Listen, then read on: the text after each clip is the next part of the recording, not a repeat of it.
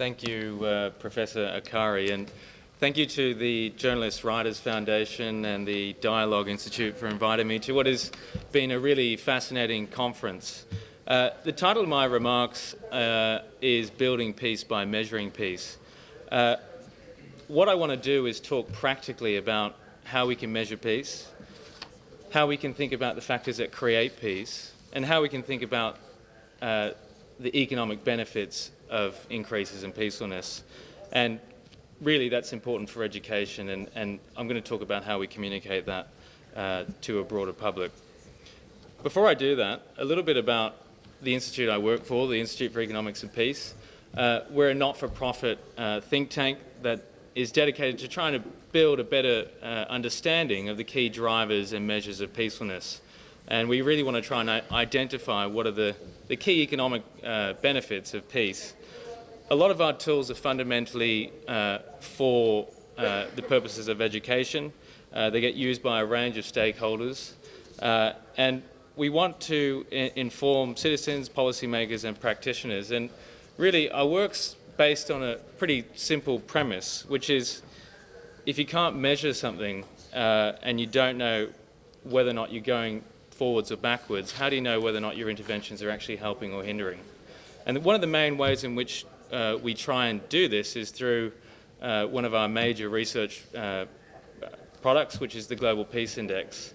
The Global Peace Index is a ranking of all the countries in the world, well, 162 countries in the world, by the relative states of peace. So we are looking at 22 indicators, measures of safety and security, measures of militarization, measures of ongoing conflict. And those indicators involve many of the things that people tend to think about when they think of conflict and violence. So the level of homicide, the level of violent crime, the number of incarcerated people, whether or not a country is involved in a conflict, all the things that we really tend to consider or think about when we think of peace. We've been doing this for about 8 years now, and the GPI conveys one very simple idea, which is you can measure peace, and we've been quite successful in communicating that fact. The other thing that the GPI tries to do is highlight the fact that peace is not a state of war or no war, that it's actually on a continuum, that this concept of peace is multidimensional. You cannot measure it or consider it just by one or two indicators. You need to take into account many different indicators. But what do we mean by peace? And of course, peace is much more than the absence of conflict and absence of violence. And I'm going to talk a little bit about the conceptual framework that we use and that we borrowed actually from a famous Norwegian sociologist by the name of Johan Galtung. He was in many ways the founder of what is modern day peace and conflict studies. And he defined two concepts. One is negative peace, so the absence of violence, absence of the fear of violence. That's the definition that underpins the Global Peace Index. So measuring all the things that we don't want. Positive peace, on the other hand, is the attitudes, institutions and structures which win strength and help lead to a more peaceful society. It's not to say that there's not going to be conflict. It means that conflict gets resolved in a non-violent manner. So we're really thinking about whether or not there's levels of trust, tolerance, cooperation in society, and we're trying to measure those factors. And ultimately, that's where our research agenda really should be going and where we want it to go. And there's a really basic notion about positive peace, which is if we try and think about learning more about peace, we're not going to really learn much by studying the countries with an enormous amount of conflict or violence. A really simple analogy is we're not going to learn much from studying an ill or sick person to understand what creates a healthy body. A really famous example of this is in the case of a famous psychologist by the name of John Gottman, who wanted to better understand what are the factors that create a happy marriage. And what he found in his research is he could develop a very good model that could predict with 97% accuracy what the key factors that create a divorce. But about 10 and 15 years later, he wanted to better understand what creates a happy marriage, and he found that none of the drivers of divorce are really linked to the drivers of a happy marriage. The negative and positive factors moved in quite different ways. And we actually think there's a similar concept in terms of how peace actually works. And so what we realise in our research, and something that is quite common in the literature, is that there is a lot of focus on what creates conflict and civil war and genocide, but we actually don't know that much about what creates peace, and especially what creates positive peace. So a little bit about some of our efforts to try and better understand that.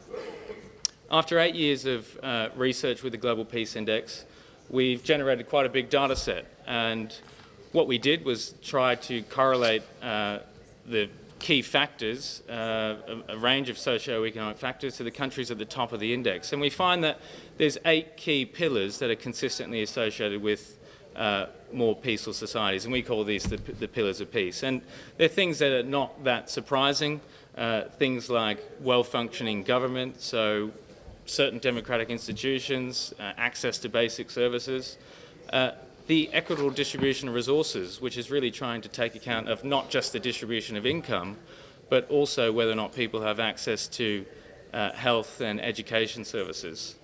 Free flow of information, which has obviously been a very big focal point of today's conference. That's critically linked to more peaceful societies. So whether or not people have access to TV, radio, internet, but also whether or not there's a free media. Sound business environment, which is accounting for many macroeconomic variables. A high level of human capital, which is looking not just at how educated a population is and how healthy it is, but also whether or not that stock of human capital is actually being utilised. Acceptance of the rights of others is a domain that's trying to capture social capital, whether or not people accept the rights of others from different ethnic, religious and linguistic groups. Low levels of corruption is a really critical factor in peace. And finally, good relations with neighbours is about all the diplomatic relationships that nation states have. And what we find with these 8 pillars is that they're interdependent, that countries that are the most peaceful on the index tend to have these factors in place. And I'm going to just talk about 3 key points that we know about positive peace in our research. So the first one is that positive peace is a proxy for resilience. Countries that have those pillars in place will tend to deal better with shocks, whether they be environmental, economic or social, and we can observe that over time. Secondly, positive peace takes time to build. If you go back over the last 20 years and you look at the progress in institutions and attitudes and behaviours and norms associated with positive peace, what you find is that it takes about 15 to 20 years for a country to make significant progress. That's really at odds with the standard focus of a lot of governments, which is in a 2 to 3 year time period. So we need to shift the focus to the longer term. The third factor is the fact that these institutions are incredibly complex, and we need to better understand interdependent systems. And to link this back to education, one of the true barriers to this at the moment is our lack of data and our lack of evidence. And we need to invest more in data and evidence to better understand the processes and whether or not our interventions are actually helping or hindering.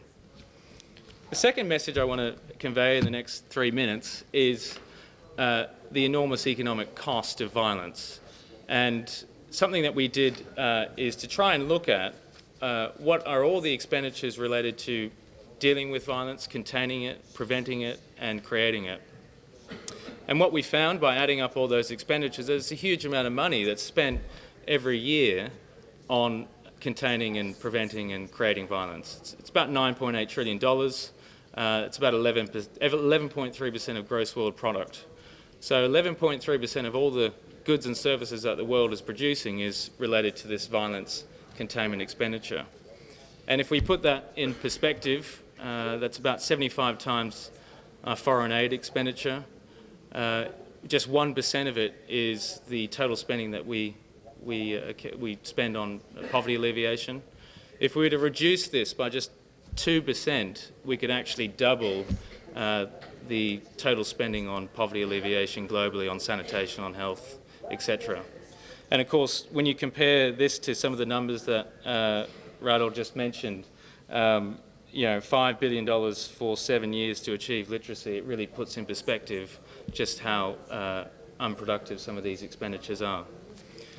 The really key point about this, though, is that violence containment expenditures are not necessarily bad in of themselves. Sometimes you may need to spend money on violence containment, and the classic example is incarcerating someone.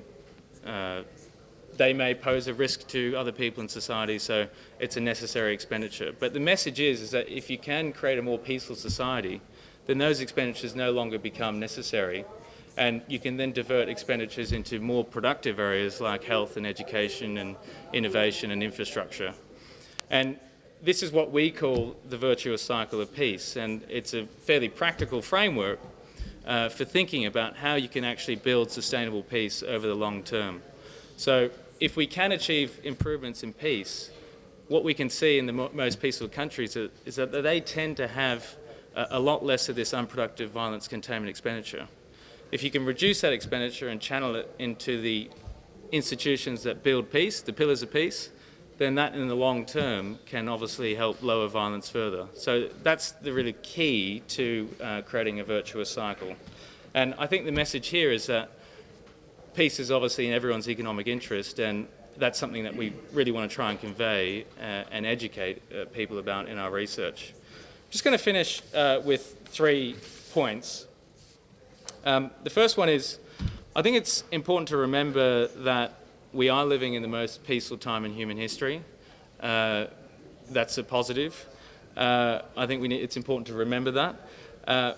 But if you look in the last 10 years, I think it's fair to say that we are in a period of time where peace seems to be on the decline for the first time since the Second World War. So peace is not static, and it requires constant attention. I think that really highlights why conferences like today are really important. Secondly, I think what we measure defines what we consider as success, and we know that peace is measurable, but yet we still know a lot more about war and conflict and violence than we actually know about peace. There's still a huge evidence gap on what creates positive peace, and we need to invest in research and education to better understand what actually creates peace so we can address some of the challenges that we face in the future. The final point is the opportunity for peace. I think in the pursuit of more peaceful societies, it's quite clear that we also create more prosperous ones, and I think it's important to educate and communicate that to everyone, all citizens, that peace is in the interests of all people economically as well as socially. I think if anyone has any questions about the research I've just presented, these are 2 of our websites. I'd encourage you to go there if you wanted to read up more, but I'll leave my comments there. Thank you.